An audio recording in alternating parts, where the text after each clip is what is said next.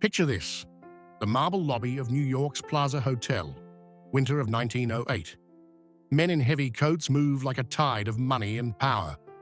In the middle of it, a skinny 20-something with a cheap notebook looks out of place. That man is Napoleon Hill. He has been interviewing Andrew Carnegie for 2 sleepless days when Carnegie asks a question that will change his life. Will you spend 20 years studying the habits of success? No salary, only my introductions? Carnegie lifts a pocket watch. He is timing the pause. 10 seconds, 20. At 29 seconds, Hill says, yes. The watch snaps shut. A broke reporter accepts a mission that becomes Think and Grow Rich. The morning after, Hill sits at a shaky boarding house desk. He has no money, no team, and only a few names on a list. So he does one thing he can control. He writes a single sentence at the top of a blank page. I will assemble the first philosophy of personal achievement. He reads it aloud. He feels it. He signs it. That habit, definiteness of purpose, becomes his compass. He starts traveling. Trains shake. Roads are mud. Fear shows up as questions. Who am I to interview giants? Will anyone even open the door? Each time his stomach knots, he repeats the sentence. Purpose first. Doubt second. Thomas Edison lets him into the lab. Glass tubes, wires, the smell of hot metal. Edison talks about the filament that kept burning out. 1 failure, 10 failures, 1,000 failures. Edison smiles and says, each test removed what will not work. Hill hears the law beneath the story. Persistence plus iteration beats raw talent. He writes it down. Then Henry Ford. Noise of the assembly line, workers moving in rhythm. Ford explains how he simplified parts, paid workers more, and sold cars cheaper than anyone thought possible. Hill hears another law. Organized planning plus courage can flip an industry. He meets John D. Rockefeller. It is quiet at the top floor, only the city humming below.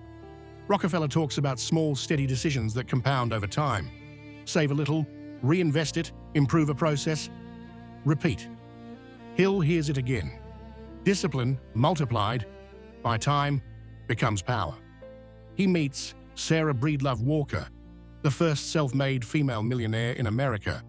She speaks about solving a real problem for real people and uplifting the community as she grows. Hill writes, purpose-driven service turns customers into a movement. He meets Julius Rosenwald of Sears. Rosenwald is building schools for black children across the South, not for press, but because it is right. He says value travels both ways. Give more than you take. Hill hears the law of going the extra mile. Patterns start to appear. He hears different words, faith, imagination, autosuggestion, but they point to the same engine. Belief that moves your body. Not fantasy, not shallow optimism. Belief that shows up as action. You repeat with emotion. The mission is not glamorous. War breaks out. Money dries up. Hill's wife gets sick. He pawns Carnegie's watch to buy groceries.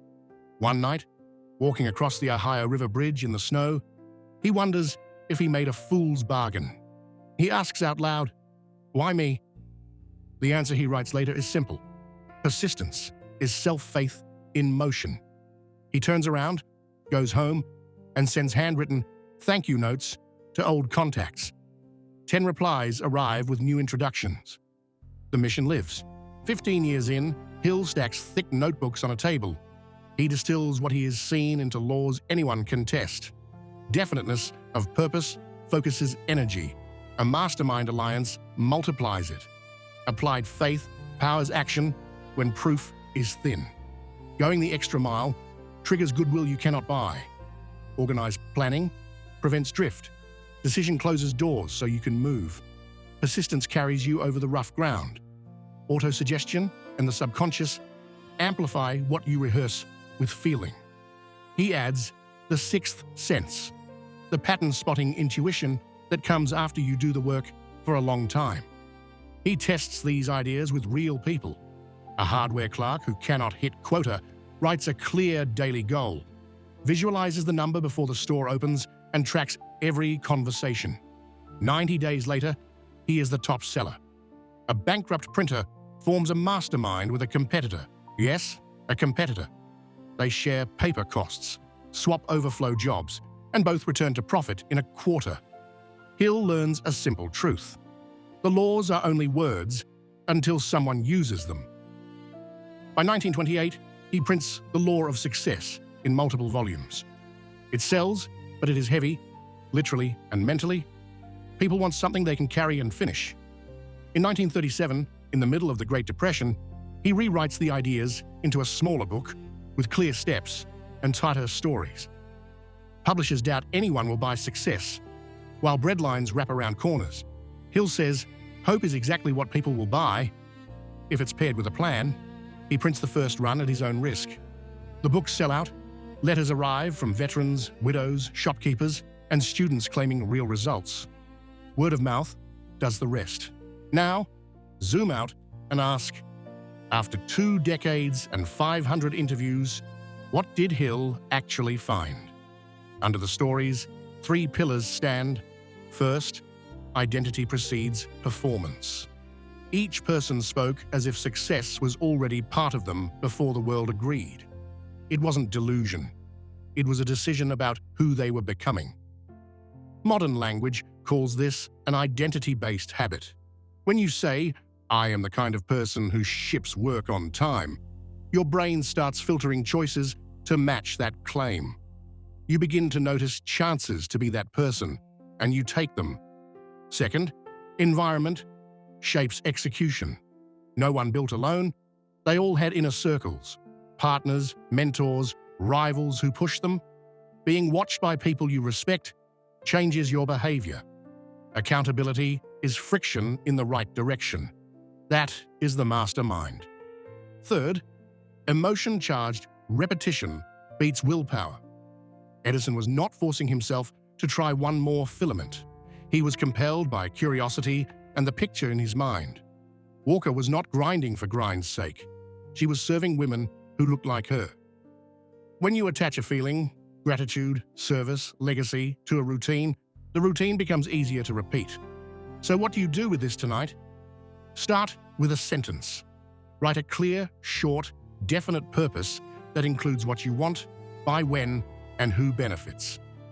I will build a channel that helps 1 million people build resilient mindsets by December 31, and I will publish 2 videos a week that teach simple, proven steps.